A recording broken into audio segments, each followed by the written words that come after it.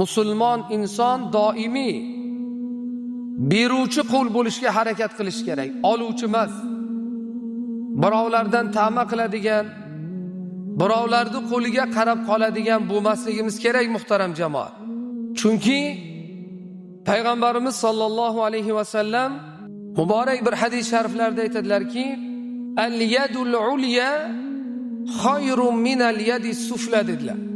Tepadagi qo'l pastdagi qo'ldan ko'ra yaxshiroqdir dedilar. Wabda biman ta'ul, sadaqani birinchi bo'lib oilangdan boshlagin dedilar. Va khayrus sadaqati an dhahri ghinan, sadaqaning yaxshisi boylikning ortganidan qilinganidir dedilar. Demak, inson o'zini ehtiyojidan, o'zini zaruratidan ortganini sadaqa qilishligi mana shu eng yaxshi sadaqa hisoblanar ekan.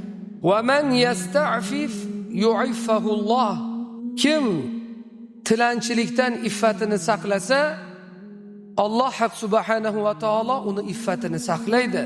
Va man yastaghni yughnihillah, kim odamlardan behojat bo'ladigan bo'lsa, Alloh taolo uni behojat qilib qo'yadi. Alloh uni boy qilib qo'yadi dedilar payg'ambar alayhisalom. Demak, biz iffatimizni saqlashga harakat qilar ekanmiz. Birovlarga boqimanda bo'lmaslik uchun harakat qilar ekanmiz. Albatta Alloh taolo o'zi bizni yo'limizni ochib qo'yar ekan.